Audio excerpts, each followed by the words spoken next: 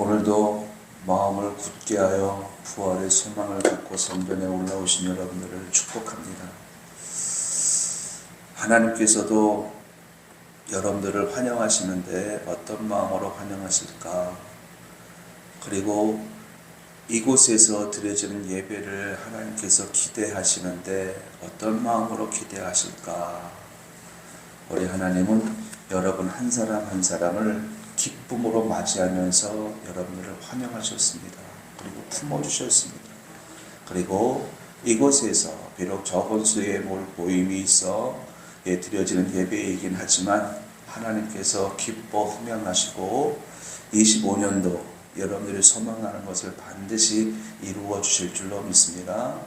하나님은 여러분들을 사랑하시고 하나님은 여러분들을 축복하기를 기뻐하시고 하나님은 여러분들에게 은혜 베풀기를 기뻐하시는 분이십니다. 그런 하나님의 사랑의 손길이 오늘부터 시작되어지는 한 주간 동안 넘쳐나게 되어지길 예수님의 이름으로 축원합니다.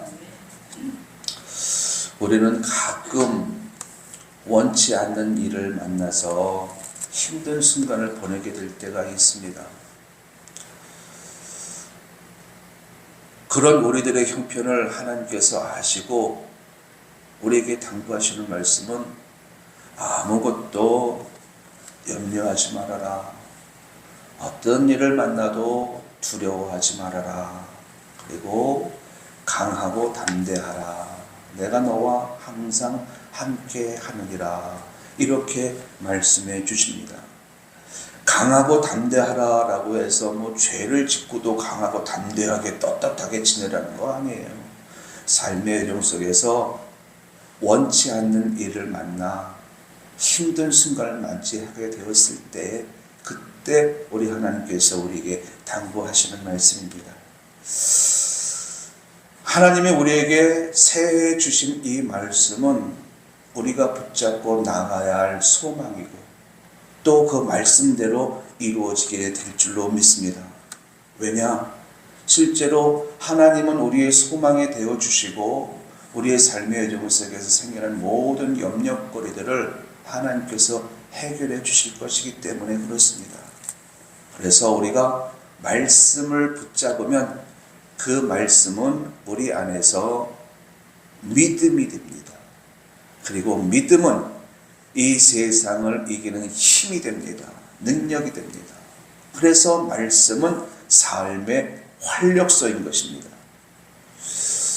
감사하게도 이 말씀이신 예수님이 이 땅에 우리를 찾아오셨습니다. 하나님 보좌 우편에 앉아 계실 그런 하나님이신데 사람의 몸으로 우리를 찾아오신 거지요. 말씀이 육신이 되어서 우리를 찾아오셨습니다. 그래서 예수님은 우리의 유일한 소망이에요. 그런 예수님 앞에 우리가 해야 할 일이 뭐가 있을까요? 예수님은 하나님이신데 하나님 보좌 우편에 앉아 계시지 아니하시고 육체로 이 땅에 오셔서 말씀이 되어주신 그 예수님, 그 예수님 앞에 우리가 할 수 있는 일은 아무것도 없습니다. 그럼에도 불구하고 굳이 한 가지 이야기를 한다면 우리가 해야 할 일은 포도나무이신 예수님께 붙어 있는 겁니다. 그러면 농부이신 하나님께서 우리의 모난 부분들을 다듬어 주셔서 삶의 여정 속에서 풍성한 열매를 맺게 해주십니다. 그리고 우리가 포도나무이신 예수님께 붙어있는 길은 믿음이지요. 농부이신 하나님께서 우리의 모난 부분을 다듬어 주실 때 무엇을 다듬어 주시느냐? 우리가 믿음으로 살지 못하게 하는 우리 안에 있는 육체의 본성과 죄의 습성들을 다듬어 주셔요. 무엇으로 다듬어 주시느냐? 말씀으로 다듬어 주셔요. 만약에 하나님께서 그렇게 해주시지 않는다면요, 우리는 우리 안에 있는 그 죄의 본성과 습성 때문에 우리의 믿음은 거짓 믿음, 죽은 믿음으로 변질되어 버립니다. 이런 믿음으로는 결코 세상을 이길 수 없거든요. 그래서 우리 하나님이 우리에게 찾아와 주셔서 우리와 함께 하시면서 우리 안에 있는 그 모관한 부분들을 하나씩 하나씩 다듬어 주셔요. 그래서 하나님을 더 많이 알게 하시고 또 하나님의 은총 가운데에 축복 속에 살아가도록 이끌어 주십니다. 이런 은혜의 손길이 여러분들의 삶 속에서 넘쳐날 수 있길 예수님의 이름으로 축원합니다. 말씀이신 우리 주님께서 나를 찾아와 주셔서 그 말씀으로 말미암아 나의 모난 부분들을 다듬어 주신다.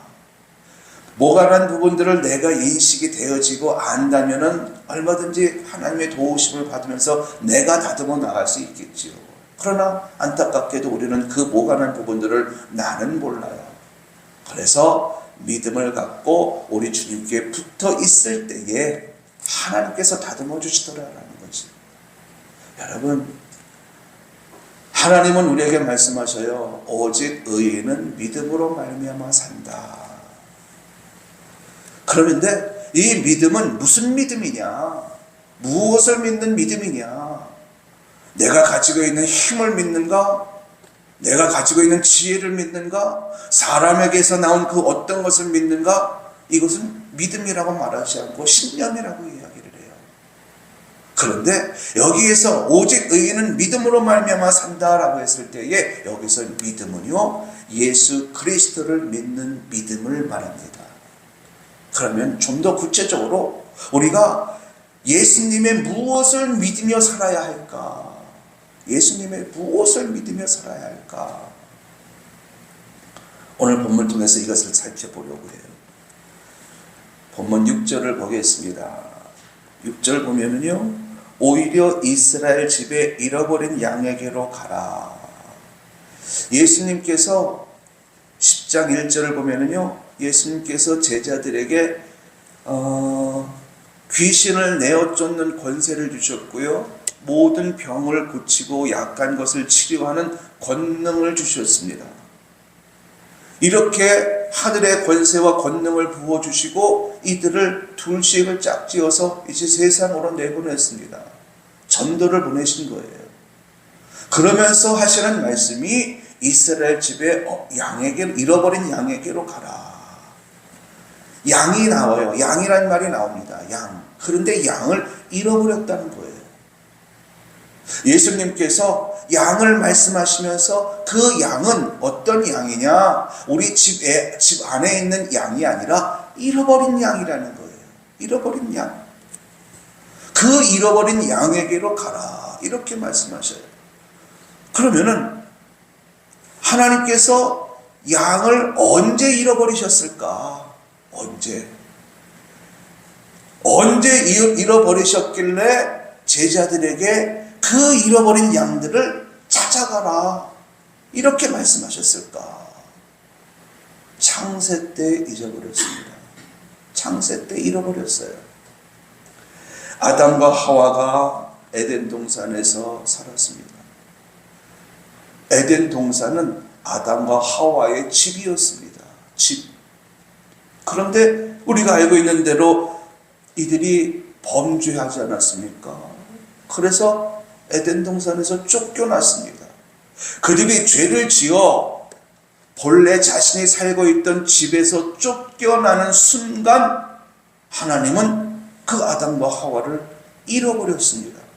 무엇에 잃어버렸느냐? 죄에 잃어버렸고 마귀에게 잃어버렸습니다. 그래서 하나님께서 그 양을 잃어버린 양이라 이렇게 표현을 하신 거예요. 그리고 제자들에게는 내가 잃어버린, 즉 창세 때 잃어버린 나의 양을 찾아서 가라. 그런 의미는 무슨 뜻입니까? 다시 찾아오라는 거지요. 양은 어떤 형편이냐? 여러분, 양은 아무 생각 없이 제 갈 길로 다니는 존재예요. 스스로 뭘 할 수 있는 것이 아무것도 없어요. 그래서 하나님이라고 하는 존재에 대한 인식도 하지 못한 채 세상에서 유리방황하면서 살아가는 존재가 바로 양이에요. 그렇다 보니까는 스스로 집을 찾아올 수 있을까? 스스로 아버지가 계신 그 집을 찾아서 올 수 있을까? 양은 스스로 찾아올 수가 없어요. 그러니까 제자들에게 이르기를 스스로 찾아올 수 없는 그 양을 찾아가서 그 양을 다시 집으로 데리고 오라, 이런 말씀인 거죠.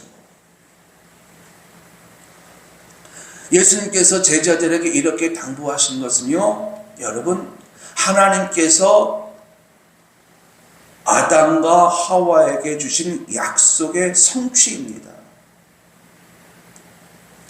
약속의 성취예요.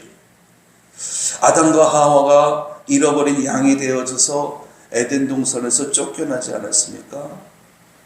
쫓겨났을 때 하나님께서 아담과 하와를 위해서 해주신 일이 있죠. 그게 뭡니까? 가죽옷을 만들어 입히셨어요. 가죽옷을 만들어 입히시면서 어떤 말씀을 주셨을까? 아무 말씀도 안 하시고 쫓겨나는 그 사랑하는 아들, 딸을 보면서 아무 말씀도 안 하시고 그냥 가죽옷만 만들어 입히셨을까? 아니요.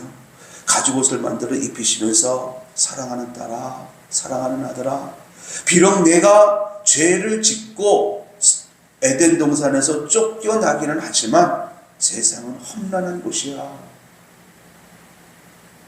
그러므로 어떤 일을 만나도 두려워하지 말아라. 아무것도 염려하지 말고 강하고 담대해야 된다. 그래야만 세상을 이길 수 있단다. 그리고 내가 너와 항상 함께하고 있음을 잊지 말아라. 이러면서 가죽옷을 만들어 입히셔요. 이것이 전부가 아니에요. 또 이르시는 말씀이 있습니다. 비록 내가 죄를 짓고 집에서 쫓겨나 네 삶이 잃어버린 양의 삶이 되어 있지만 때가 되면 내가 메시아를 보내서 너를 다시금 아버지가 있는 이 집으로 데리고 올 거야. 그리고 너를 데리고 왔을 때에는 다시는 너를 잃어버리는 일이 없게 할 거야. 그러니 아무 걱정하지 말고 강하고 담대하게 이 세상의 삶을 잘 살아내렴. 이러면서 하나님께서 사랑하는 아들, 딸에게 가죽옷을 만들어 입히셨습니다. 이 말씀을 하시면서. 그래서 가죽옷이 약속의 증표인 거예요. 생각해 보세요. 내 사랑하는 아들, 딸이 죄를 짓고 이제 세상으로 쫓겨나서 거기서 살게 되어졌는데 아무 말씀 안 하시고 그냥 옷만 입히셨을까요? 그리고 그냥 내보내셨을까요? 사랑의 하나님이신데? 그럴 리가 없지요. 그럴 리가 없지요. 비록 세상에서의 삶이 힘들지만 내가 다시 너를 이곳으로 데리고 올 거야. 그러니 그때까지 잘 견뎌야 된다. 강하고 담대해야 된다. 그리고 살다 보면은 어려운 일도 만날 거야. 그럴 때마다 두려워하지 마. 내가 너와 함께 하고 있어. 이런 말씀을 하시면서 가죽옷을 만들어 입히신 거지. 하나님은 어떤 분이신가? 하나님은 우리에게 약속을 주시는 분이십니다. 그리고 그 약속을 성취하시는 분이에요. 그런데 이 약속을 아담과 하와에게 가죽옷을 만들어 입히시면서 주신 이 약속이 아담과 하와에게만 주신 약속이 아니라 모든 열방에 흩어져 살고 있는 하나님의 자녀들, 즉 잃어버린 양들에게 공통적으로 주시는 말씀이라는 거예요. 아담과 하와는 모든 인류의 대표예요. 하나님의 자녀의 대표예요. 그들에게 당부하시는 말씀인 거죠.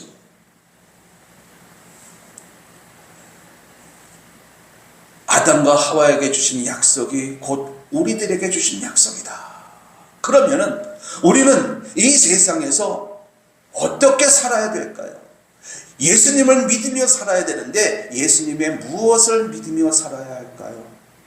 예수님의 약속을 믿고 약속을 믿으며 사는 겁니다. 예수 안에 서서 살아가는 사람들은 이런 모습으로 사는 거예요. 그냥 막연하게 예수를 믿습니다. 예수를 믿습니다.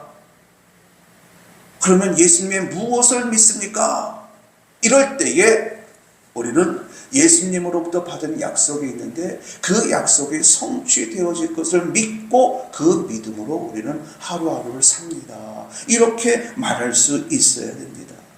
여러분, 하나님께서 우리에게 이런 약속을 주셨다. 내가 약속의 대상자가 되었다. 이것은요, 굉장한 은혜입니다. 너무 귀한 것이고요. 그리고 우리에게는 큰 복입니다. 만약에 예수님이 잃어버린 양을 찾아주시지 않는다면 우리는 이 세상에서 오는 그 저주 속에 살다가 없어지겠죠. 그런데 창세 때 잃어버린 양이 되어버린 우리들에게 하나님께서 약속을 주시고 내가 너를 반드시 다시 찾아오리라. 그래서 영원한 집에 거하게 하리라. 다시는 너를 잃어버리지 아니하리라. 이렇게 약속해 주신 줄로 믿습니다.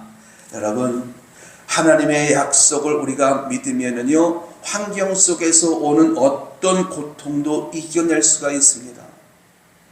하나님의 약속이 우리의 삶의 소망이 되기 때문에 그래요. 하나님의 약속을 믿으면은요, 사람 대적으로 인하여 생겨나는 그 고통도 견뎌낼 수 있습니다. 마귀가 주는 그 고통도 우리는 물리칠 수가 있습니다. 하나님이 나에게 주시는 그 약속을 믿으며 살면은요, 우리의 삶이 이렇게 달라져요. 그러므로 우리는 어떻게 살아야 될까? 예수님의 이 약속을 믿으며 사는 겁니다. 감사한 것은 예수님의 약속은 이것이 전부가 아니에요. 예수님의 약속은요, 지금도 우리에게 계속해서 부어지고 있습니다. 사랑하는 딸아, 힘들지? 힘들 때마다 나를 찾아라. 그러면 내가 너를 만나줄게.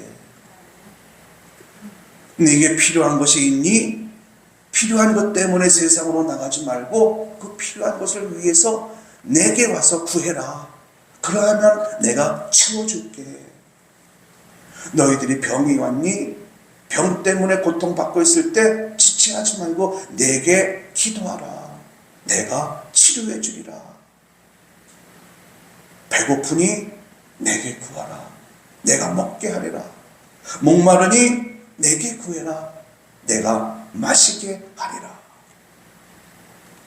여러분, 예수님은 지금도 우리에게 끊임없이 말씀으로 약속을 주고 계십니다. 그러므로 우리는 예수님의 무엇을 믿으며 살할 때 우리 안에 소망이 생길까? 여러분, 예수님의 약속을 믿으며 사는 겁니다. 이게 하나님의 자녀의 모습이에요.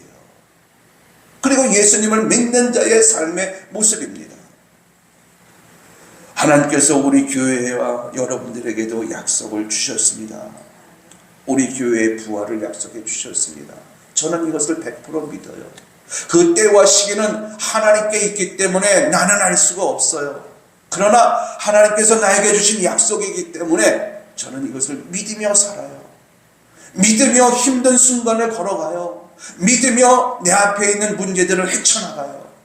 뿐만 아니라 하나님께서 여러분들에게는 부활의 축복을 약속해 주셨습니다. 세상이 주는 약속이 아니에요. 하나님이 주시는 축복으로 말미암은 부활의 축복, 이것을 약속해 주셨어요. 여러분, 현실 보지 마시기 바랍니다. 상황 따지지 마시기 바랍니다. 여러분, 하나님의 약속만 믿고 가세요. 그 약속을 믿고 살면 약속을 우리 하나님은 반드시 성취하시는 분이니까 성취의 기쁨을 누리게 될 겁니다. 약속을 믿으면 우리 교회에 부활을 주시고, 약속을 믿고 살면 여러분들에게 부활의 축복을 주신다. 여러분, 소망 생기지 않습니까? 비록 지금은 초라해 보이고 지금은 아무것도 할 수 없어 보이지만 전능하신 하나님이 우리에게 약속을 주셨고 그 전능하신 하나님은 그 약속을 반드시 성취시키시는 분이니 소망 생기지 않습니까? 그러므로 우리들 부르게 성도님들은 아무것도 염려하지 말고 삶의 여정 속에서 일어나는 사건들로 벌어지는 사고들로 마음 빼지 말고 하나님께서 나에게 주신 약속, 하나님께서 우리에게 주신 약속, 하나님께서 우리 가정에 주신 약속, 이 약속을 굳게 붙잡고 약속을 믿으며 살아가는 여러분들이 될 수 있길 예수님의 이름으로 축원합니다. 두 번째, 우리는 무엇을 믿으며 살아야 할까? 하나님께서 아담과 하와에게 가죽옷을 만들어 입히시는 과정을 보면은요, 먼저 짐승을 한 마리 잡아요. 그 짐승은 양이에요. 양을 한 마리 잡아요. 그러면은 잡은 다음에는 피를 다 뽑습니다. 그리고 배를 갈라서 살을 발라내고 뼈를 발라내고 가죽을 벗겨요. 가죽을 벗겨낸 가죽은 이제 그늘에서 건조를 합니다. 그리고 어느 정도 건조가 되었을 때에 그 가죽으로 옷을 만들어요. 이게 하나님께서 아담과 하와를 위해서 가죽옷을 만들어 입히시는 과정이에요. 근데 그 과정이 생략된 채 그냥 가죽옷을 입히시더라 이렇게 말씀만 하고 있지요. 그런데 여러분, 하나님께서 가죽옷을 만들어 입히시는 과정은 예수님이 어린 양으로 십자가에 못 박혀 죽으시고 피 흘려 죽으시고 그리고 부활하시는 이런 전 과정을 보여주는 십자가 사건의 예표입니다. 십자가 사랑의 예표, 십자가 사건의 예표. 하나님이 잃어버린 양을 찾으시는 방식은 이렇게 십자가의 사랑, 십자가의 사건을 통해서 잃어버린 양을 찾으신다. 죽음을 통해서 잃어버린 양을 찾으신다. 잃어버린 양을 찾는 데 있어서 사람의 눈으로 여기저기 돌아다니면서 찾는 거 아니에요. 잃어버린 양을 찾는 방법이 손으로 더듬어서 발로 디뎌보면서 이렇게 찾는 거 아니에요. 하나밖에 없는 독생자 예수 그리스도를 십자가에 못 박혀 죽게 함으로 하는 방식으로 잃어버린 양을 찾으시더라. 정말 사람이 생각할 수 없는 그런 방식으로 우리를 찾으시지요. 이것을 가리켜서 우리는 하나님의 사랑이라고 이야기를 합니다. 하나님의 사랑, 하나님의 사랑.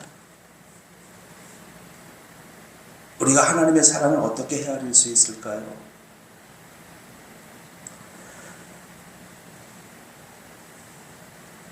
우리가 믿습니다 라고 이야기를 하는데 그 믿음은 예수님이 나의 구세주가 되어서 십자가에 피 흘려 죽으시고 죽으신 지 3일 만에 부활하셔서 우리에게 생명을 주신 것을 믿습니다 라는 의미예요.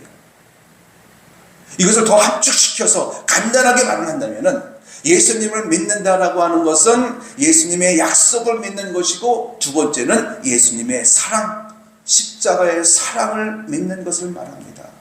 그러므로 우리가 이 세상에서 예수님을 믿으며 살 때에 무엇을 믿으며 사는 것일까? 예수님의 사랑을 믿으며 사는 겁니다.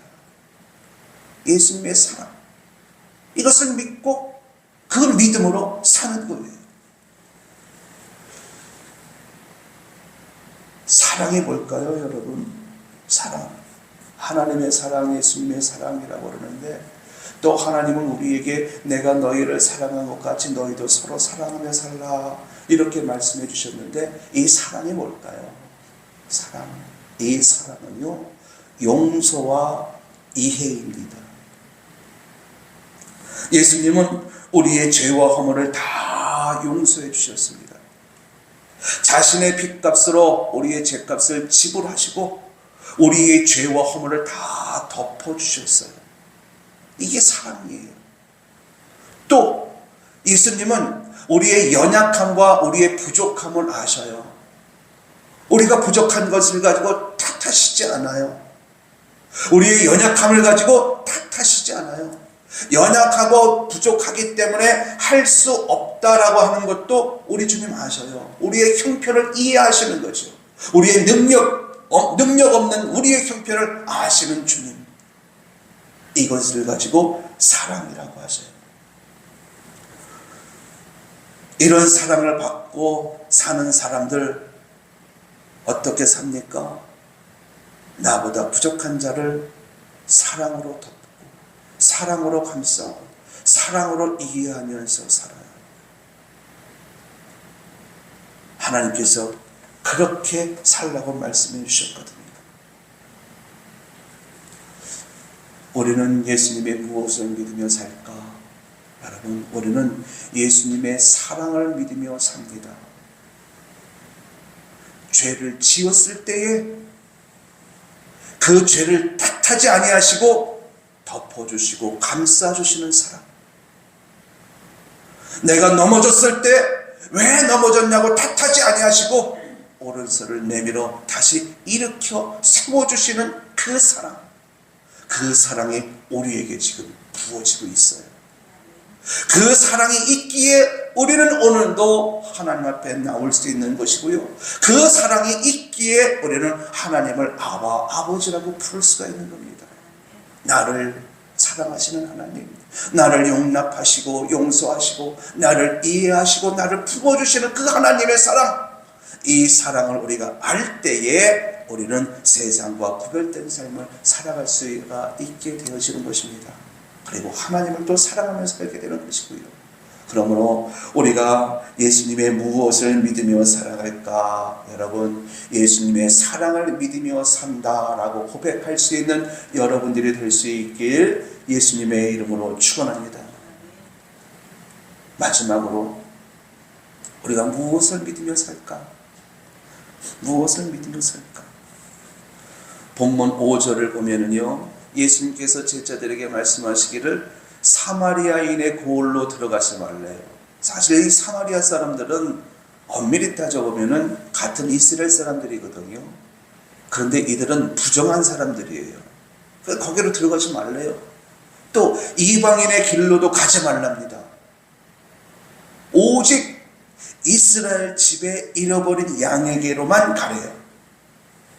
이 말씀을 참 이해하기가 어려워요. 왜 이해하기가 어렵느냐? 잃어버린 양이 꼭 이스라엘에만 있을까요? 다른 이방인들에게는 잃어버린 양이 하나님의 자녀로 선택받은 사람이 없을까요? 있어요. 그런데 예수님은 다른 데로는 가지 말고 오직 이스라엘의 이방인들, 이스라엘의 잃어버린 양에게로만 가래요. 여기서 지나지 않아요. 15장 24절 말씀에 보면은요, 예수님도 자기 자신을 가리켜서 말씀하시는데 나는 이스라엘 집에 잃어버린 양 외에는 다른 데로 보내심을 받지 않았다. 이렇게 말씀을 하셔요. 아니, 구원받을 만한 백성이 이스라엘에만 있을까? 이스라엘 사람들만 선택받은 백성들이고 그들만 하나님의 자녀일까? 그렇게 되어진다면 혈통적으로 이스라엘 사람들이 아닌 우리들은 어떤 걸까? 이런 의구심이 들어요. 왜 예수님께서 이렇게 말씀하셨을까를 우리는 이해를 해야 돼요. 예수님이 이 땅에 오실 때 영으로 오시지 않았어요. 육체로 오셨습니다. 그러다 보니까는 육체를 입고 있는 예수님은 육체의 한계를 뛰어넘을 수 없어요. 그래서 배고프면 먹어야 되고요. 피곤하면 쉬어야 되고요. 졸리면 자야 돼요. 체력적으로 부족하면 한계가 오면은 보충을 해야 돼요. 이게 육체의 한계예요. 예수님은 육체를 입고 오셨기 때문에 이 육체의 한계를 뛰어넘어서 모든 열방, 전 세계를 돌아다니면서 잃어버린 양을 찾을 수 없어요. 그래서 이스라엘 집 이외에는 가지 말아라. 이렇게 말씀하신 거예요. 그런데 예수님께서 육체의 한계를 뛰어넘게 되는 순간이 찾아왔습니다. 언제냐? 마태복음 28장에 예수님 말씀하셔요. 내가 이제 하늘로 승천하게 될 터인데 내가 너에게 성령을 보내리라. 성령과 함께 모든 민족을 찾아가서 그들에게 세례를 주고 아버지가 가르치고 분부한 모든 것을 지키게 해라. 성령을 부어주신답니다. 성령. 그러니까는 예수님께서 하늘로 승천하시기 전까지는 육체로 복음 전파를 하셨다면 이제부터 하늘로 승천하시고 성령을 보내시고 난 이후에는 영으로 복음을 전파하라는 거죠.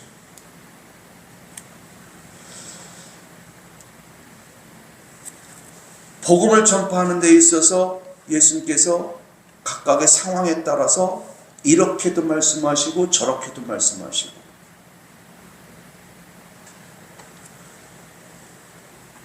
예수님의 말씀이라면 항상 일정해야 되잖아요. 그런데 때때로 예수님께서 우리에게 말씀을 주실 때에는 처음 주신 말씀과 나중에 주신 말씀이 다를 때가 있어요. 우리의 좁은 식견으로는 예수님이 하시는 말씀이 이해가 안 될 때가 많아요. 왜 이렇게 말씀하셨다가 이번엔 또 저렇게 말씀하시지? 이해할 수가 없어요. 이런 상황이 됐을 때에 예수를 믿는 사람들이라면 어떻게 반응을 해야 될까? 어떻게 반응을 해야 될까? 세상 사람들은요, 처음 말과 낮은 말이 다르면은, 아니 예수라고 하는 사람이 어떻게 처음 말과 낮은 말이 이렇게 다를 수가 있어? 이해할 수가 없네? 이러면서 예수님의 말씀을 내친다. 그러나 예수님을 믿는 사람들은요, 어떻게 반응하는지 아세요? 예수님을 믿는 사람들은요, 이스라엘에게로만 가라 그러면은 아멘 해요. 그리고 모든 민족에게로 가라 그러면은 아멘 해요. 일체 반문하지 않아요. 왜 일체 반문을 하지 않느냐? 예수님의 말씀 속엔, 하나님의 말씀 속엔 우리가 알지 못하는 하나님의 의도가 있음을 믿기 때문에 그래요. 우리의 좁은 식견으로는 알 수는 없지만 예수님께서 저렇게 말씀하셨을 때에는 그럴 만한 이유가 있을 것이고, 예수님께서 이렇게 말씀하셨을 때에는 그렇게 말씀하실 만한 이유가 있을 테니, 이슬을 믿는 우리들은 어떤 말씀을 하시든 무조건 아멘 한다. 그래서 예수님을 믿는다라고 했을 때에 예수를 믿는 사람들은 그 말씀 앞에 무조건 아멘을 합니다. 분석하려 들지 않아요. 따지려 들지 않아요.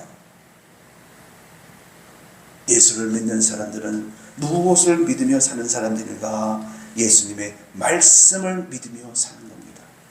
어떤 말씀을 하든, 저런 말씀을 해도 믿고, 이런 말씀을 하셔도 믿고, 어떤 말씀을 하셔든 다 아멘 하는 거예요. 24년도를 보내면서 12월달 한 달에 저는 힘든 한 달이었다고 말씀을 드렸습니다. 왜 힘든 한 달이었느냐? 교회 부활을 소망하면서 달려온 시간들이었는데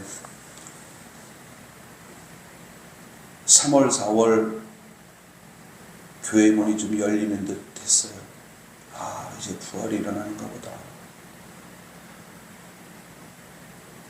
시간이 흘러가면서 3명이 등록을 했어요.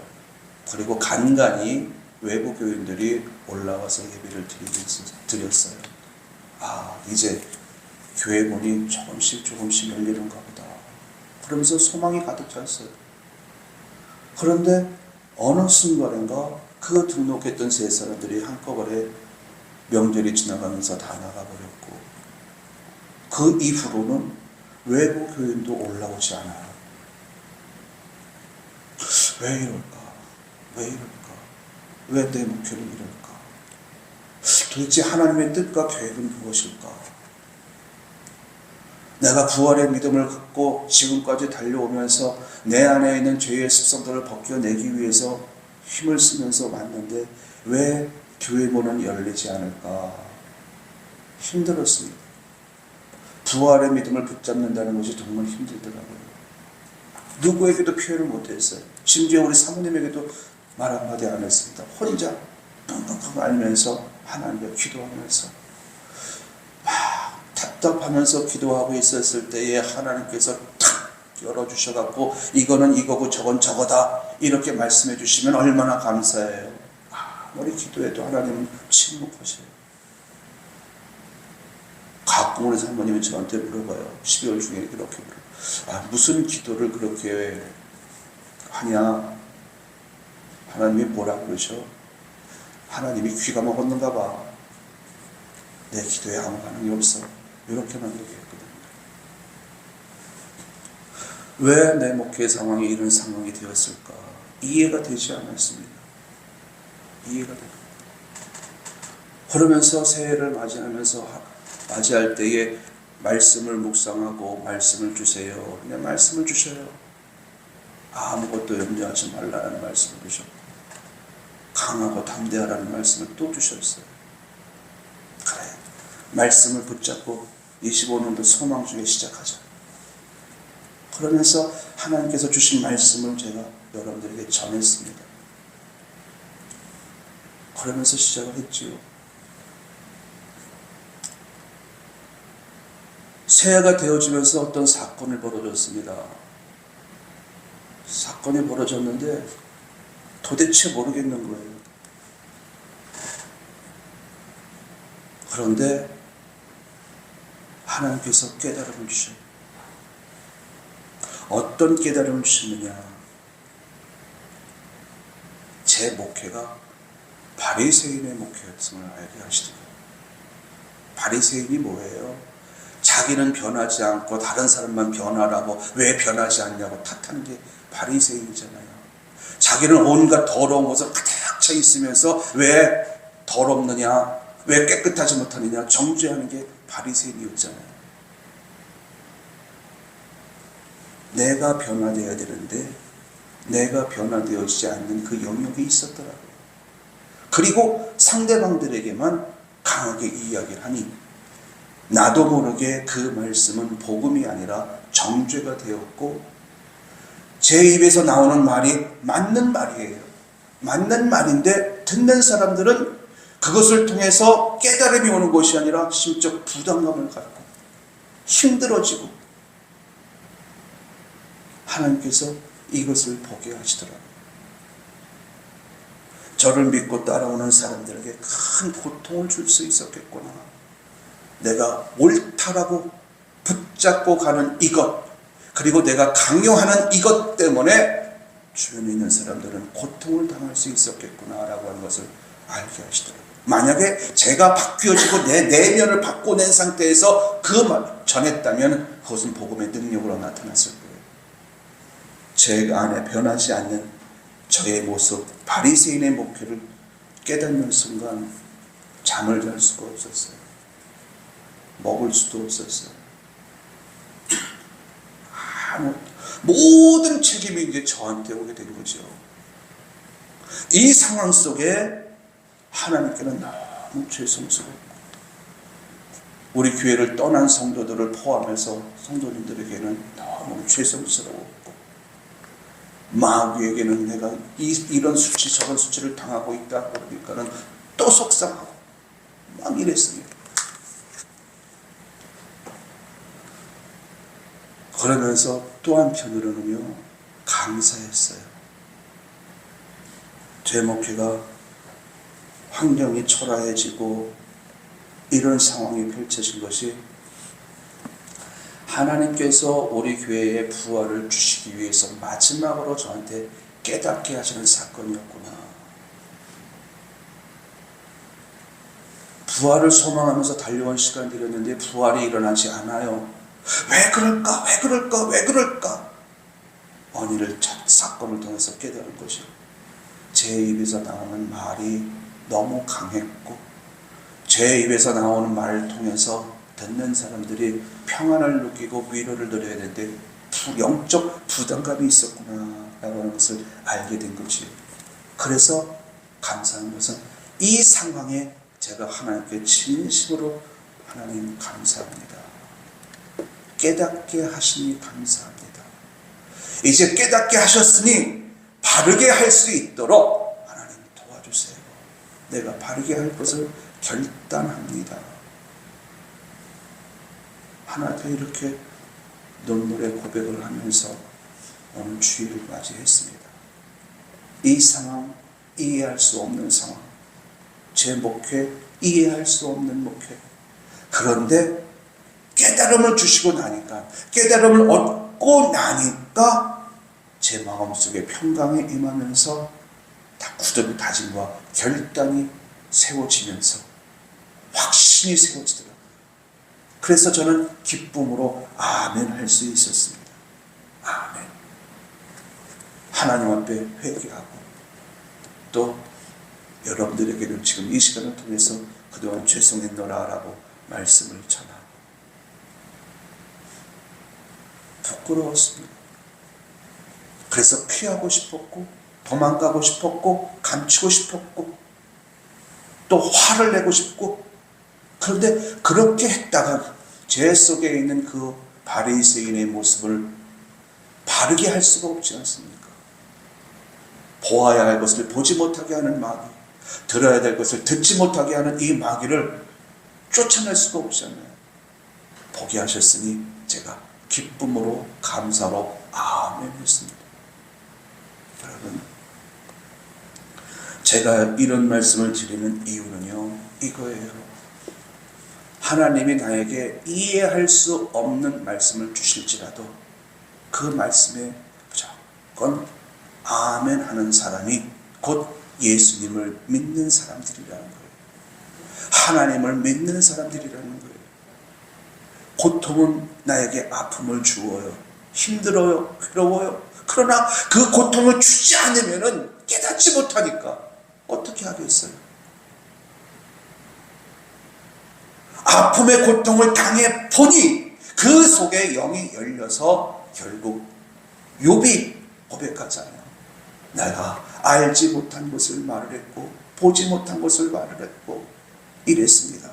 그러나 이제 내가 깨닫고 나니 귀로만 들었던 그 하나님을 내가 눈으로 보게 되었습니다. 하나님 감사합니다. 이게 다 욥의 고백이잖아요. 제가 지금 그런 심정이에요. 그러면서 소망이 생겨요. 하나님이 어떤 말씀을 주시든 예수 믿는 우리들은 어떻게 살까? 무엇을 믿으며 살까? 첫 번째로는요, 예수님의 약속을 믿는 거예요. 여러분, 하나님께서 여러분들에게 주신 약속이 있습니다. 여러분 개인에게 주신 약속도 있고요, 가정에 주신 약속도 있어요. 여러분 그 약속을 믿으며 살아가는 여러분들이 되시기 바랍니다. 그리고 하나님의 사랑을 믿으며 사는 것이고요. 그리고 세 번째로는 예수님의 말씀, 어떤 말씀을 주시든 그 말씀을 믿으며 사는 거예요. 오늘 성전에 올라오신 여러분들, 여러분들에게는 이 믿음이 있어요. 예수님의 약속을 믿는 믿음이 있고요. 여러분에게는 예수님의 사랑을 믿는 믿음이 있고요. 여러분들에게는 예수님의 말씀을 믿는 믿음이 있어요. 무엇보다도 여러분들에게는 나를 회복시키실 것이라고 하는 하나님의 그 크신 사랑에 대한 믿음이 있어요. 이 믿음이 여러분들을 더욱더 복되게 만들게 되길 예수님의 이름으로 축원합니다. 현실은, 상황은, 내 형편은 믿을 수 없고 약속을 믿을 수 없어요. 사랑을 믿을 수 없어요. 말씀을 믿을 수 없어요. 그래서 믿음으로 살기가 참 어려워요. 그런데 여러분들이 오늘 예배를 드리고 있다라고 하는 이건 하나만으로도 여러분에게는 예수님의 약속과 사랑과 말씀을 믿는 믿음이 있다는 증거예요. 그러므로 예수를 믿는 나는 예수님의 약속을 믿는다, 예수님의 사랑을 믿는다, 예수님의 말씀을 믿는다, 이 고백이 여러분의 입술에 고백되어지면서 하나님의 큰 은혜와 사랑 안에 아니 그 큰 은혜와 사랑이 여러분들에게 부어질 것을 기대하며 살아가는 여러분들의 삶이 될 수 있길 예수님의 이름으로 축원합니다.